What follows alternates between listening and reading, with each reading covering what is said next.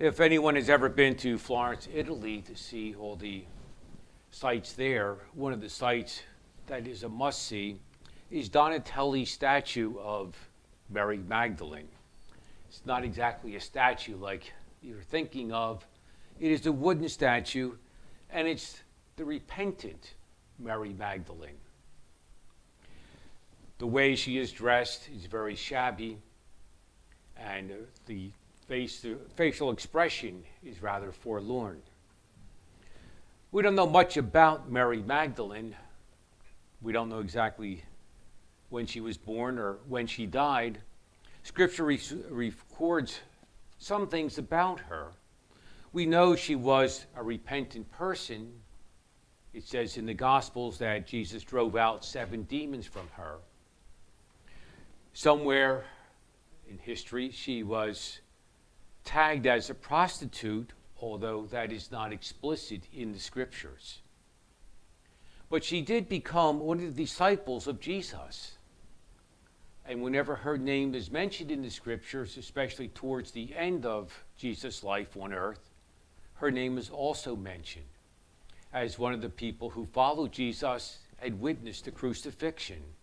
And in today's gospel, somewhat recognizes the resurrection, although not explicit.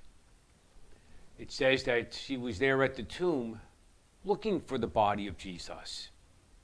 She had still not understood the meaning of resurrection, as many of his disciples did not at that time understand resurrection. She failed to recognize Jesus because she was so preoccupied with his death and burial that she did not recognize that he was now alive.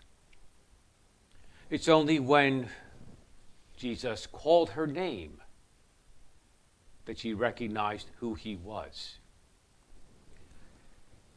It's a very familiar pattern in the Scriptures where Jesus is revealed, but for some reason people don't recognize him as Messiah or raised from the dead. It goes from misunderstanding to faith. Faith does not come all at once for us human beings.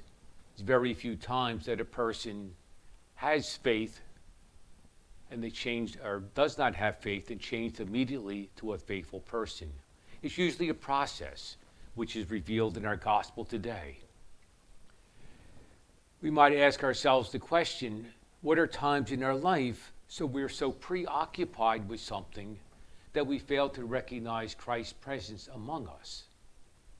And Christ's presence may take different forms. It certainly takes form in the Eucharist that we celebrate today, but it could take the form in the person that we meet on the street, the person who needs our help. Do we recognize Christ in them? Are we willing to help them as we would help Christ if he were in front of us today? Mary failed to recognize Jesus until she called his name. Jesus calls us. Do we fail to recognize his presence among us this very day?